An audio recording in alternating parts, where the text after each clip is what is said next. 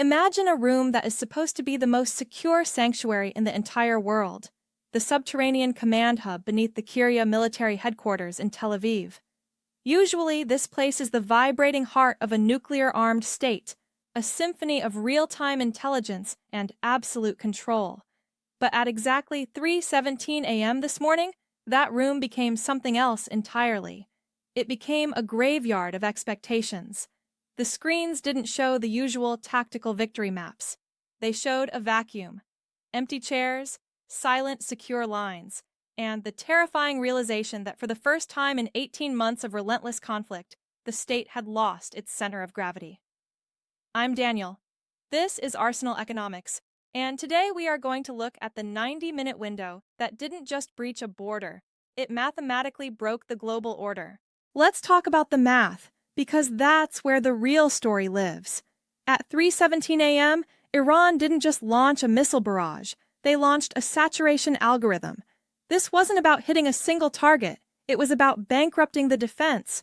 We are talking about over 90 synchronized projectiles, including the Fatah II hypersonic glide vehicles, launched in a pattern designed to do one thing: overwhelm the detection layer of the Arrow 3 and David's sling. You see, missile defense isn't a miracle, it's a capacity problem. When you launch enough decoys and high-velocity gliders at precisely calculated intervals, you force the system to make a choice, and the system chose wrong. But the most chilling part isn't that the missiles got through. It's where they landed. Precision strikes hit a secure compound in northern Tel Aviv, the exact location where, according to intelligence sources, the Prime Minister was meeting with his inner cabinet just 90 minutes before impact. This wasn't a miss. This wasn't collateral damage. This was a zero-command strike, a highly calculated information weapon designed to show that the 18-month promise of total security was a strategic illusion.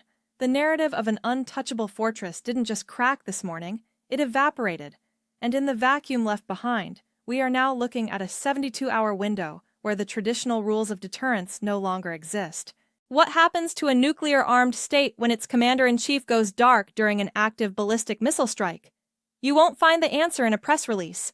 You find it in the terrifying 45-minute void that followed the impact. According to reports leaking from the emergency secondary bunker, the defense minister demanded immediate visual confirmation of the prime minister's status. What he got wasn't a live video feed. It was a 15-second silence, followed by a stuttered report that secure protocols were still establishing a connection.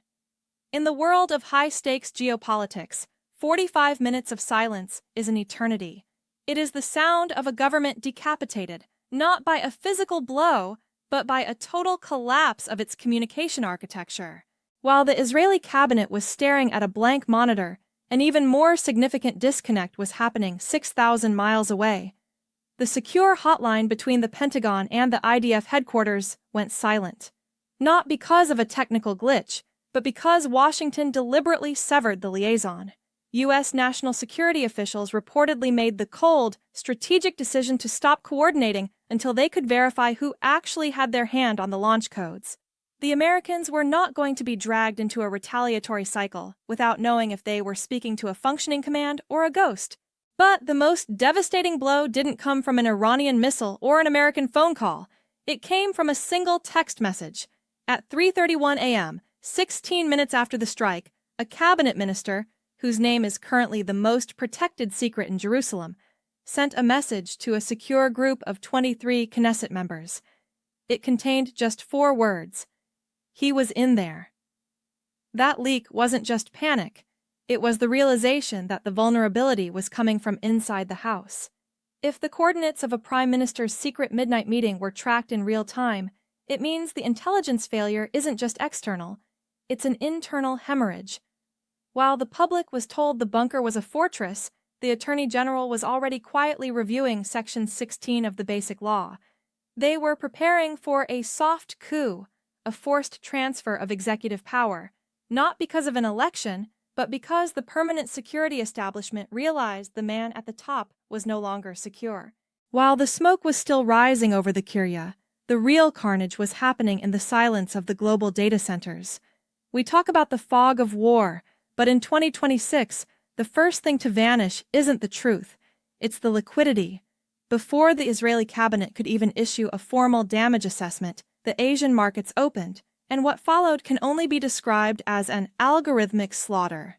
High-frequency trading bots, scraping data from the IRGC's 4K strike footage faster than any human intelligence officer, triggered a massive automated dump of Israeli sovereign debt. Credit default swaps spiked 27% in milliseconds. This wasn't a market correction, it was a digital cardiac arrest. But then, the conversation shifted from the digital to the visceral. We received reports of a massive, coordinated bombardment of Karg Island. For those who don't know the geography of the energy markets, Karg Island is the jugular vein of the Iranian economy. It handles 90% of their crude exports. Donald Trump's reaction wasn't a call for restraint, it was a total escalation. His statement to the press, "We might hit it a few more times just for fun," sent a shockwave through the IEA that we haven't seen since the 1973 oil embargo. This isn't just about a regional spat anymore. When the world's largest superpower adopts a posture of economic decapitation, the price of survival changes for everyone. Brent crude didn't just move, it shattered the $130 mark before the sun even rose in London. And then there is the Silicon Death Note. The IRGC officially declared that the war has expanded into the cloud. They named Google, Microsoft, and Nvidia as legitimate military targets. Their logic? In a world where AI-driven targeting is run on Western server racks, there is no longer a distinction between a civilian tech giant and a military contractor. This is the new economic envelope of warfare. By hitting the AWS data center in Bahrain, they proved they aren't just trying to win a battle on the ground. They are trying to delete the digital infrastructure that allows the Western economy to function. We are no longer watching a war over territory. We are watching the first kinetic conflict against the global internet backbone, and the insurance markets are already signaling that they might not cover the cost of the fallout. So, where does this leave us as we enter the final 72 hours of this window? Look at the map geometry, because it's telling a story that the official briefings are trying to hide. The Gulf states, Saudi Arabia, the UAE, Qatar, are currently in a state of neutral panic. For 40 years, the foundation of Middle Eastern stability was the Carter Doctrine, the idea that American military presence was the ultimate insurance policy. But today, that insurance policy just got canceled. When an Iranian hypersonic glider can punch through the most advanced defense umbrella on the planet to hit a prime minister's coordinates, the calculation changes. Hosting a U.S. base is no longer a security guarantee. It's a primary target coordinate. We are seeing the first signs of a great decoupling, where the region's power players realize that Western connectivity might be a liability they can no longer afford to carry. And then there is the emergence of Mojtaba Khamenei.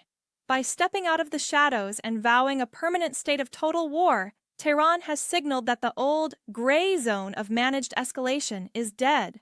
They are betting that the West can absorb a spike in gas prices, but they cannot absorb a total collapse of the digital and energy hierarchy.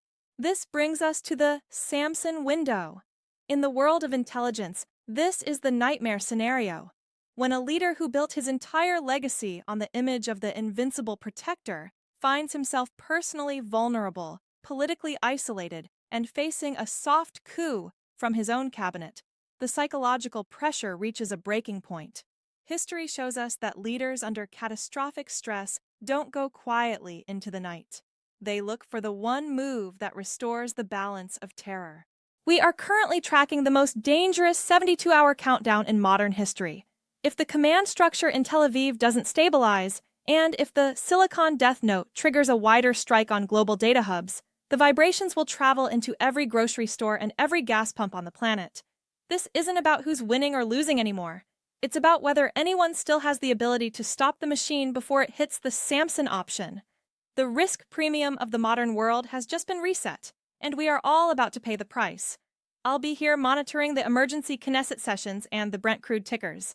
Subscribe and hit the notification bell because the next update might be the most critical one we've ever done.